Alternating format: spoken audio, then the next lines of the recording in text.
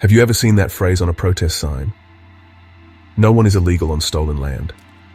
It's a powerful statement, right? It stops you for a second, it makes you think. But what does it actually mean? It's not just a catchy slogan for a t-shirt, it's a direct challenge to the way we think about countries, borders, and who has the right to be where. The idea behind it is simple but deep.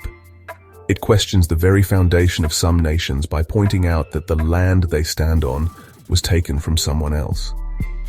It asks us to look at the big picture, way beyond today's immigration debates. The phrase is a history lesson packed into 7 words. It's a reminder that many of the world's most powerful countries have a complicated past. Think about it. When we talk about immigration, we often use words like legal and illegal. These words assume that the government currently in charge has the ultimate, unquestionable authority to make those rules. But this slogan flips the script. It says, hold on a minute. Let's talk about how that government got the authority in the first place. It connects the person crossing a border today with the people who were there long before any borders even existed. Why do people say it? Because it highlights a massive contradiction. In countries like the United States, Canada, or Australia, the conversation is often about stopping people from coming in. But the ancestors of the very people making these rules were the original newcomers, the ones who arrived without permission. They didn't fill out any forms. They didn't wait in any lines. So when their descendants label today's migrants as illegal, people use this phrase to point out the hypocrisy. It's a way of saying that the rules of belonging seem to have changed quite a bit over time, and maybe not in a fair way. Ultimately, this phrase is a call for empathy and historical awareness. It's not necessarily saying we should have no borders at all. Instead, it's asking us to be more thoughtful about how we talk about the people who cross them. It encourages us to remember that the lines on our maps are relatively new, and were often drawn without the consent of the original inhabitants. It's a way to start a different kind of conversation, one that is rooted not just in laws written yesterday, but in justice that considers centuries of history and who was here first. So let's talk about how some of these countries got started. It's a story that often gets skipped over in the official textbooks.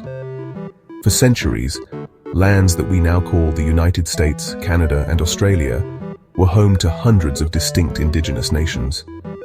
These communities had their own governments, their own cultures, their own economies, and their own deep connections to the land they lived on. They weren't just wandering around in an empty wilderness waiting to be discovered. The land wasn't empty.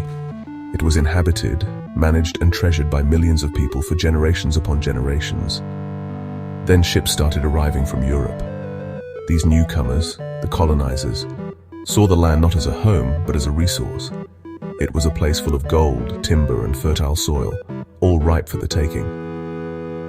They brought with them a concept called the Doctrine of Discovery, a series of edicts from the Pope that basically gave Christian explorers the right to claim lands inhabited by non-Christians. It was like a global game of finders keepers, except the people who already lived there were never told they were part of the game. Their right to their own land was simply ignored. This wasn't a peaceful negotiation. The process of taking the land, known as colonization, was often brutal and violent. Colonizers used superior weaponry, spread diseases that wiped out entire populations, and forced indigenous people off their ancestral territories onto small, often barren reserves. Treaties were signed, but they were frequently misunderstood, misleading, or outright broken by the colonial powers. Land that was promised to indigenous peoples for as long as the grass grows was later taken back when a resource like oil or gold was discovered on it. This wasn't a one-time event. It was a long, painful process of dispossession. The result is what we see today. The descendants of these European settlers now form the majority population and control the governments of these nations. Meanwhile, indigenous communities continue to fight for their rights, for the return of their land, and for recognition of the historical injustices they have faced. So when we talk about stolen land, it's not just a poetic metaphor. It refers to this very real, very documented history of how control of entire continents shifted from one group of people to another through force and deception, setting the stage for the debates we have today. Modern borders seem so permanent, don't they? They're these thick lines on a map with official checkpoints and guards. But those lines are a surprisingly recent invention, and the people who drew them weren't the ones who had lived there for thousands of years. The borders we know today, like the one between the United States and Mexico or the United States and Canada, were drawn by colonial powers. They were created to serve the interests of empires and newly formed states, not the people who were already there. These borders often cut right through the middle of traditional indigenous territories. Imagine you're part of a community, like the Tohono O'odham Nation, whose ancestral lands stretch across what is now Arizona in the United States and Sonora in Mexico. For centuries, your people moved freely across this land, visiting family, trading, and performing ceremonies. Then one day, two governments far away draw a line on a map and tell you that half of your family now lives in a different country. Suddenly, you need a passport to visit your relatives or go to a sacred site that your ancestors have visited for generations. This isn't a hypothetical situation. It's the reality for many indigenous nations along international borders. The people making these decisions were almost exclusively European colonizers and their descendants. They were politicians, surveyors, and soldiers who saw the land as a chessboard. They drew lines to mark the edges of their claimed territory, to secure resources, and to keep their rivals out. Indigenous leaders were rarely, if ever, invited to the table when these life-altering decisions were being made. The borders were imposed upon them, ignoring their own complex systems of territory, kinship, and governance that had existed for millennia. The map was redrawn without their consent. This is a crucial piece of the puzzle. When we see a border as a natural, timeless feature of the landscape, we miss the history of power and conflict that created it. These lines were not preordained. They were political creations. They were tools used to build new nations on top of old ones. Understanding this helps us see the border not just as a simple line of defense, but as a scar left by a colonial past. It reminds us that the authority to control who crosses that line was established through the very act of ignoring the rights of the people who were there first. This brings us back to today and to that difficult word, illegal. When we call a person illegal, we are doing more than just describing their immigration status. We are passing a judgment on their very existence in a place.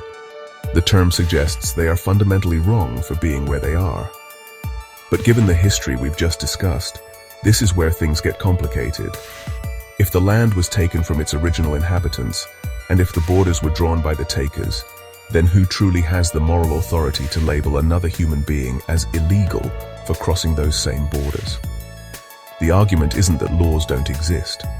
The argument is that the laws themselves are built on a shaky moral foundation. It's a question of hypocrisy. A nation founded by immigrants on land taken from others now spends billions of dollars to build walls and detention centers to keep new immigrants out. This is the central irony that the phrase, "no one is illegal on stolen land," points to. It suggests that the current system of immigration control is a continuation of a colonial mindset, one that prioritizes the claims of the descendants of settlers over the needs and humanity of new arrivals. Think about it from a different angle. Many people migrating today are fleeing poverty, violence, or political instability in their home countries, conditions that are sometimes linked to the histories of colonialism and foreign intervention by powerful nations. They're not coming to conquer or displace anyone. They are coming in search of safety and a better life, often for their children. To label these individuals as criminals or illegals is to ignore both the historical context of the land they arrive on and the complex global forces that push them to migrate in the first place. It simplifies a human story into a legal problem. So, how does remembering this history change things? It encourages us to find a new language. Instead of illegal alien, maybe we can talk about undocumented immigrants or simply people. It pushes us to question whether our current immigration policies are truly just.